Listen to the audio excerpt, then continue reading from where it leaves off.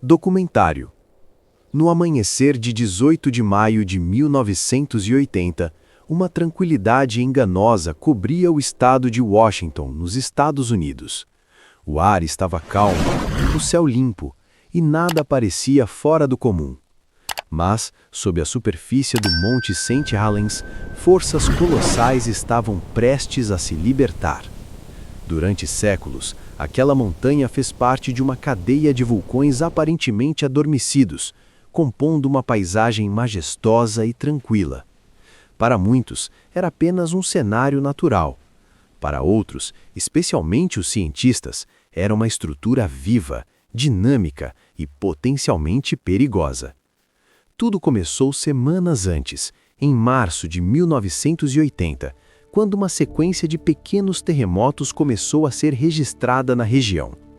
No início, eram discretos, quase imperceptíveis, mas com o passar dos dias, tornaram-se mais frequentes e intensos. Sensores instalados ao redor do vulcão indicavam que algo estava mudando.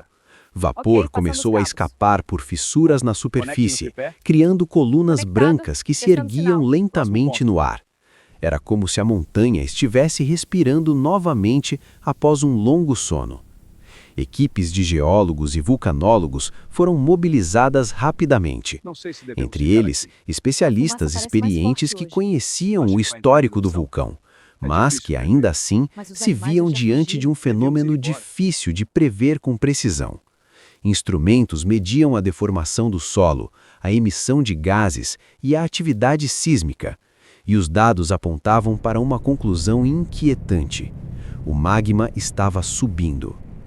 Ao longo das semanas seguintes, um fenômeno impressionante chamou a atenção da comunidade científica. O lado norte do vulcão começou a inchar visivelmente. A cada dia, a montanha se expandia alguns centímetros, depois dezenas de centímetros. Em pouco tempo, aquela protuberância crescia quase 2 metros por dia. Era uma deformação sem precedentes, um sinal claro de que uma enorme pressão estava se acumulando no interior do vulcão. Mesmo com todos esses indícios, havia divergências entre os especialistas. Alguns acreditavam que a erupção seria vertical, como em muitos outros vulcões, liberando cinzas e lava para o alto. Outros temiam algo diferente, algo raro e muito mais perigoso, uma explosão lateral. Mas prever exatamente quando e como isso aconteceria era praticamente impossível. Enquanto isso, autoridades locais enfrentavam uma difícil decisão. Evacuar completamente a área significava deslocar centenas de pessoas, interromper atividades econômicas e gerar pânico. Por outro lado, subestimar o risco poderia ser fatal. Zonas de exclusão foram estabelecidas, restringindo o acesso às áreas mais próximas do vulcão. Ainda assim, alguns moradores resistiram. Para eles, aquela era sua casa, sua história, sua vida.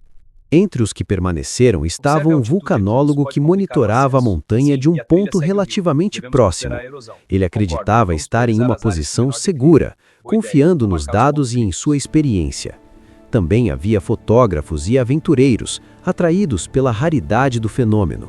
Eles buscavam registrar o que poderia se tornar um evento histórico. Mal sabiam que estavam prestes a testemunhar algo muito além de qualquer expectativa. Na manhã de 18 de maio, às 8h32, tudo mudou em questão de segundos. Um terremoto de magnitude 5.1 sacudiu a base do vulcão.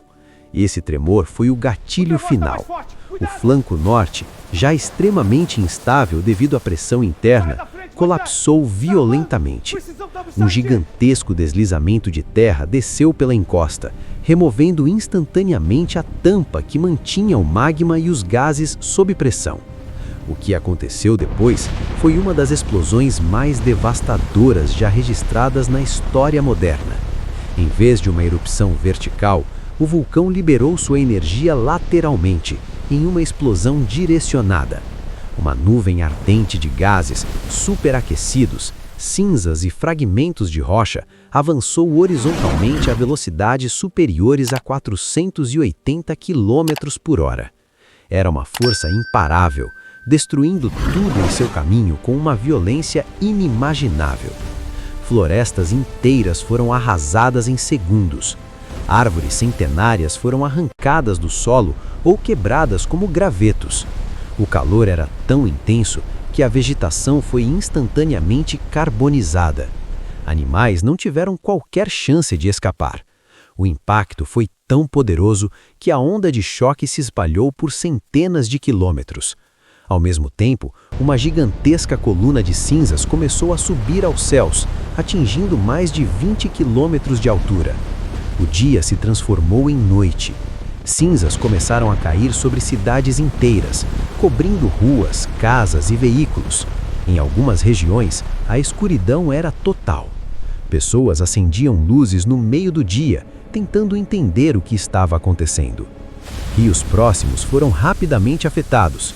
O deslizamento de terra e os detritos bloquearam cursos de água, criando barreiras naturais instáveis. Quando essas barreiras se romperam, fluxos de lama, conhecidos como lahars, avançaram com enorme velocidade pelos vales, carregando árvores, pedras e tudo o que encontravam pela frente. Pontes foram destruídas, estradas desapareceram e comunidades inteiras ficaram isoladas. A escala da destruição era difícil de compreender. Mais de 600 quilômetros quadrados de área foram devastados. O que antes era uma paisagem verde e vibrante, transformou-se em um cenário cinzento e desolador. Helicópteros sobrevoavam a região, registrando imagens que pareciam de outro planeta. Era um silêncio pesado, interrompido apenas pelo som do vento e dos destroços. 57 pessoas perderam a vida naquele dia. Cada uma delas com uma história, um motivo para estar ali. Algumas ignoraram os alertas, outras acreditavam que estavam fora de perigo. E houve também aqueles que, movidos pela ciência e pela curiosidade, decidiram permanecer para observar. A tragédia deixou marcas profundas, não apenas na paisagem, mas na memória coletiva. Nos dias que se seguiram, equipes de resgate enfrentaram enormes desafios. A área ainda era instável, coberta por cinzas quentes e gases tóxicos. A visibilidade era baixa e o terreno completamente alterado. Mesmo assim, esforços foram feitos para localizar sobreviventes e recuperar corpos. Era uma missão difícil, emocionalmente desgastante e extremamente perigosa. Mas em meio à devastação, algo surpreendente começou a acontecer com o passar do tempo.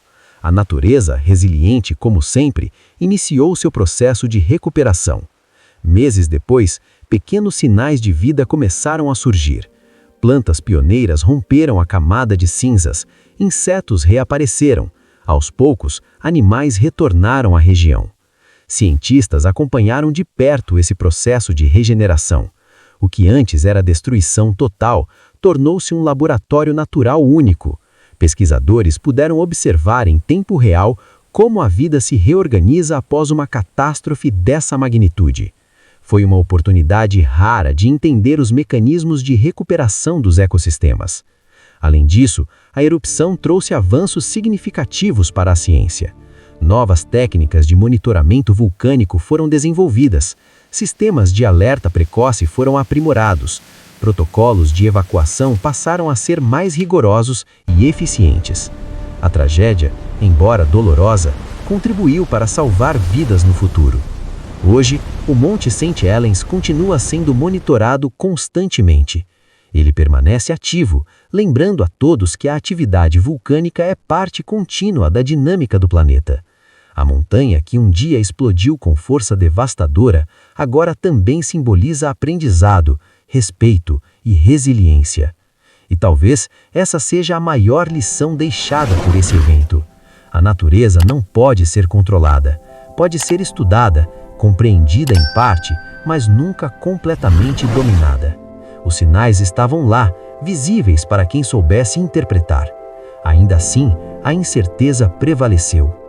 Quantas vezes em nossas próprias vidas ignoramos sinais importantes?